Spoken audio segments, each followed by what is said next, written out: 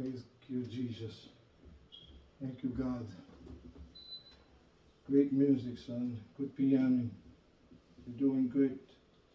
God bless you, son. Hallelujah. Welcome to Israel Restore Ministry. My name is Pastor Evans Godet. Always a humble servant to the throne. Amen. Amen. We thank God for the prayer earlier, the testimony. It's all being thrown to the throne of grace. God's been good to us family here. God had done miraculous work in behalf of myself, my family, wife, and sons, and also family abroad. Amen? Amen. I trust that you're all doing great by the mercy of God, who is our Lord and Savior. Today, our message coming from the book of Genesis. We're going to open up in chapter 3. We're going to be reading 7 to 8 verse. And then we're going to scroll down to verse 21 and down. God, let's say amen. Amen. Thank you, God. Hallelujah. And it read, "And the eyes of them both were open, and they knew that they were naked, and they sewed fig leaves together and made themselves aprons. And they heard the voice of the Lord God walking in the garden in the cool of the day, and Adam and his wife hid themselves from the presence of the Lord God among the trees of the garden." We scroll down in verse 21. "Unto Adam also and to his wife did the Lord God made coat of skin and clothed them. And the Lord God said, Behold, the man is become as one of us, to know good and evil. And now lest he put forth his hands and take also of the tree of life and eat and live forever. Therefore the Lord God sent forth from the Garden of Eden to till the ground from whence he was taken. So he drove out the man, and he placed at east of the Garden of Eden cherubims and a flaming sword, which turned every way to keep the way of the tree of life." Most merciful, most gracious, in the mighty name of our Lord God, we thank you. We thank you, God, for once again this opportunity that the humble servants could preach that word, Lord. We pray that the anointing may come from above, Lord, that you may touch someone who wants the truth, who wants deliverance of that word. We pray in the holy name, Jesus. Amen. Amen. Thank you, Father. Glory be.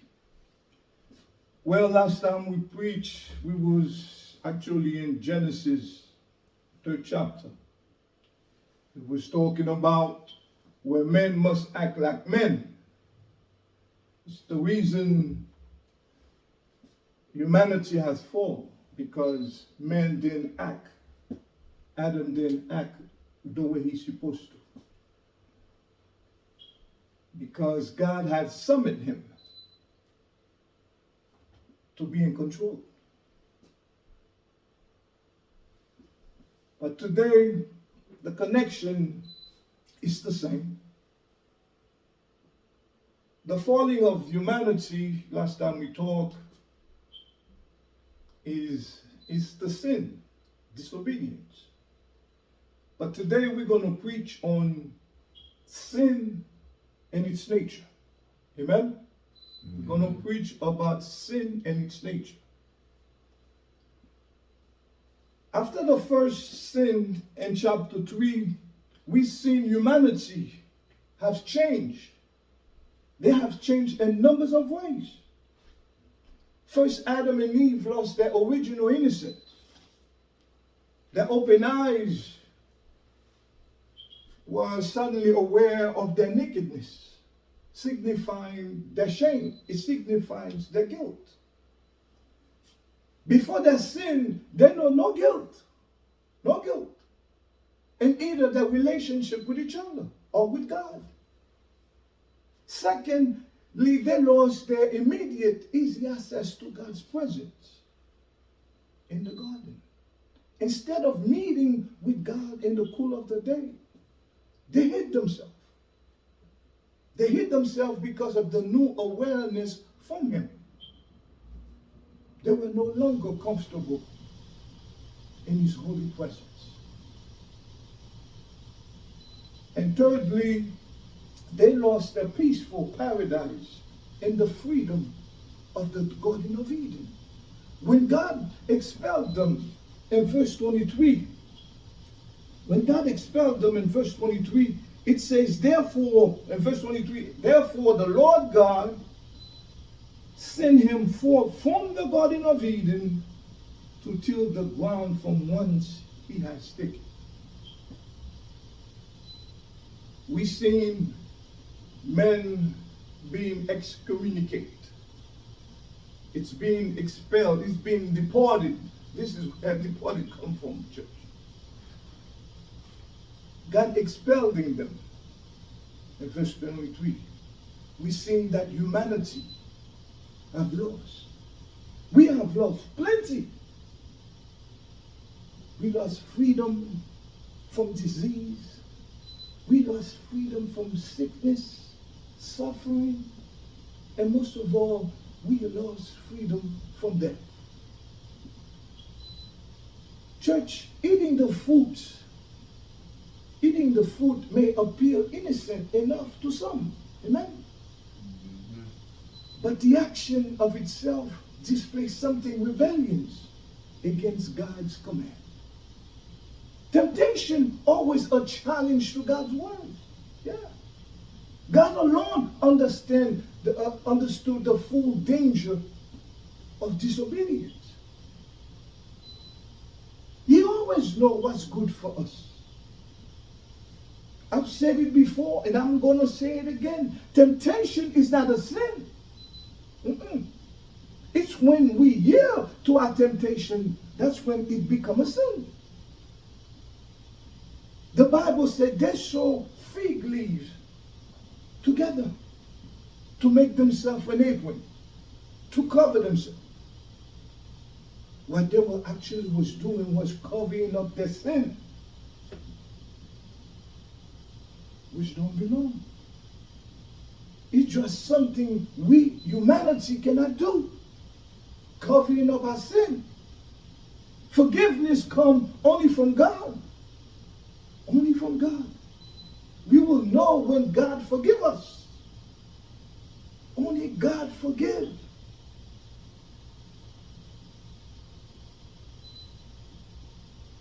Only God forgives. We could kill. We could cheat each other. We could blaspheme one another. Or we can even end up killing each other. But we could never hide our sin from the Almighty God. There's a phrase in the Bible, I believe in the book of Numbers, 32 chapter 23rd verse. It says, be sure your sin will find you out. It doesn't change. Church, we are talking about sin and its nature. Hallelujah. Sin and its nature. Can you imagine, folks, if we could only hide our sin from Him? Our head would be too big for our shoulder. This one would be worse than it already is. If we could only hide our sin, this one would be a shipwreck. There's something God forbid. Thank you, Jesus. Ephesians 2nd chapter 8 verse 6. For by grace are we saved through faith, not of ourselves. It is a gift of God. It said, no work, not of work, lest anyone shall boast. Amen. That's mean there's nothing good you could do to justify yourself in the sight of God. Our righteousness is like a filthy rag. Nothing good we could do to justify what grace is. The love of God. Grace is something we can earn. It's like God love beyond measure. Beyond measure. Ephesians 2:9 said, no work lest anyone shall boast. That's mean they don't tell you not to do good works. It's necessary to do good works. Do good is necessary. It's building your faith in Him. We need to do good works. Charity, help each other, sacrifice for one another. Something we, church, doesn't do. We don't do.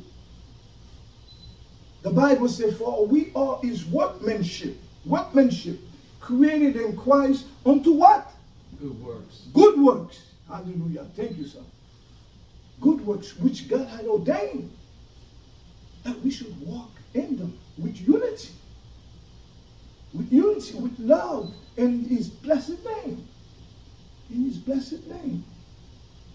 Hallelujah. I see you studying, son. Praise God. In verse 21, we're going to read. It says, unto Adam also to his wife did the Lord God make coats of skin and clothed them. Thank you, Jesus. It was a gracious thing God did for the fallen humanity. The very same day when men fall, here comes God. Here comes God the very same day. He didn't go straight to Adam. God attacked where the damage done. He attacked Satan. God went straight to where the damage started. This is what sin is important, to tackle your sin. Because its nature will follow you for the rest of your life. You need to seek God. God will forgive you if you come clear. If you thus say the Lord, say you do what you must do. Because forgiveness only comes from God. Only comes from God. In verse 15, God stepped on Satan. Right then and there, He take care of business. He said to Satan, I will put enmity between thee and the woman, and between thy seed and her seed. It shall bruise thy head, and thou shalt bruise his ear. God take care of business the very same day. He didn't waste no time. Right then and there, He prophesies about Jesus. The very same day, Jesus is being manifested. The very same day. The Bible said, and Jehovah God made Adam and his wife coat of skin and clothed them. He clothed them, folks. It was, of course, a supply of physical need for clothing them, which God recognized. But it seems evidence that the meaning is deeper than this. It's deeper. Right there and there, we catch a glimpse of sacrifice. First time recorded. first sacrifice we require of God, clothing them with animal skin. Yeah, with animal skin. That's when killing was involved. Animal skin, killing was involved. Blood was shed. This is how God worked. Blood was shedding. I remember in the book of Isaiah, 53rd chapter, without no shedding of blood, there is no remission, forgiveness of sin. Jesus had to shed his blood, folks. This is where the blood comes from, because without no blood, there is no atonement. Atonement is the pardon, is the forgiveness. It's God making a way for humanity the very first day. Here comes God.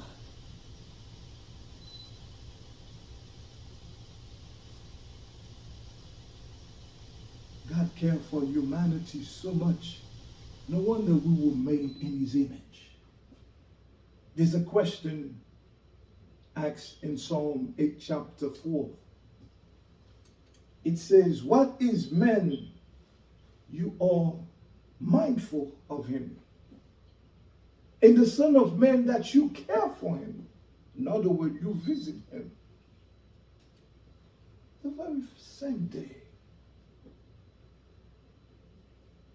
The Bible says he clothed them with animal skin. Animal skin, meaning God knows they need clothing. They need some kind of robe, a righteousness robe, to cover up that sin. We know we're going through some stuff, regardless. He knows they're going to go through winter. He knows the world is not going to be a flower bed of ease. But God clothed them. The love of God. That's the love, that pure love we don't even understand. We need to try to demonstrate love like that to one another. Reach out and help someone who are in need. I myself, I have a big heart. I forgive and I give whenever God allows me to. I've learned one thing. I cannot please everyone. I can't. How much I try, I cannot please everyone. One thing for certain, we as ministers of the gospel, it is our duty to reach out.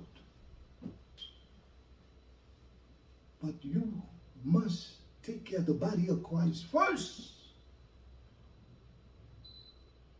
You must take care of the body of Christ first. That's my first concern, to straighten the body. I will help the poor all day long. I will help those who are in need. But I will not tolerate outsider. It's just simple. We could be friends for a long time, but God is my mission. I'm not here I'm not no nonsense preacher. I'm going to do it as best as I can, because God has taken me so far. So far. Because I know what sin is. I know what the nature of sin. People probably think, what's up with Evans lately? My God, I am a walking miracle. Because when God touches you, when the Spirit of God take a hold of you, brother, you cannot be the same. You can't. Cannot be the same. Thank you, Jesus. Hallelujah. It was, like I said, it was a gracious thing God did for humanity. And the very same day, God clothed them But we also found out that he pushed them out. He excommunicated them. Because men, when you sin, God's worry about is that nature of sin. And I wonder God protect the tree of knowledge of good and evil. They would come back and eat some more so they could live forever. God represents to them the fact that he will supply that which cover their nakedness of sin and provide righteousness, covering to the death of Christ, the robe of righteousness. I hope you guys getting this. The robe of righteousness. It is in the goodness, the sacrifice of Jesus Christ on the cross, that today we could have the right to that tree of life. We could have the right to that tree of life. It is through Jesus. It is through Jesus. I am the way, the truth, and the life. No one will reach him but through Christ. Christ came, he conquered, he will come again. He came humble, but he's going to come back as a conqueror because he has overcome. With all those hoopla going around the world, your faith got a steadfast faith in the Word of God. And you have to believe. You have to believe on Jesus. Because the world, they advertising sin 24/7. Whenever you step out in the road, first thing you see, advertisement, and they're not holy. The Bible tells us to strive for the perfection in him. Holiness, sanctification, those will help you stand when temptation comes. When temptation comes calling, you need the presence of God in your life. I'm sorry. We need to preach about sin. We all have them. What are you going to do with that nature?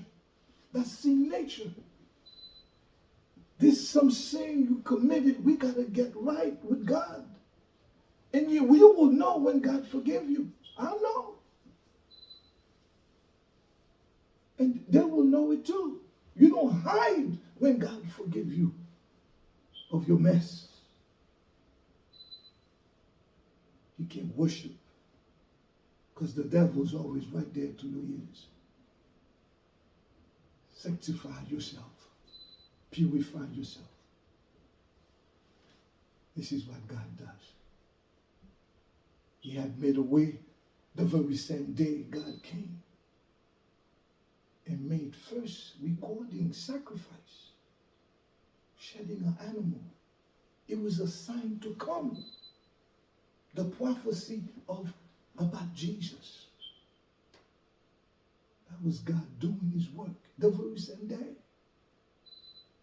The very same day.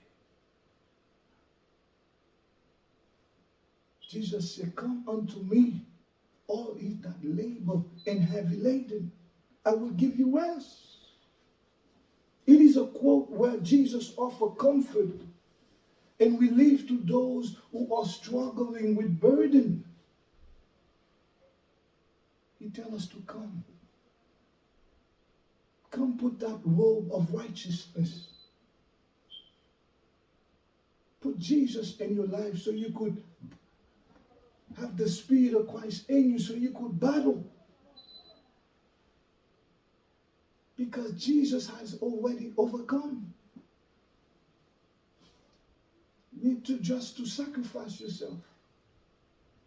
Jesus was the ultimate sacrifice, folks. I know this is not a feel-good preaching, but sin must be preached about, must be talked about. Because sin's been advertising everywhere.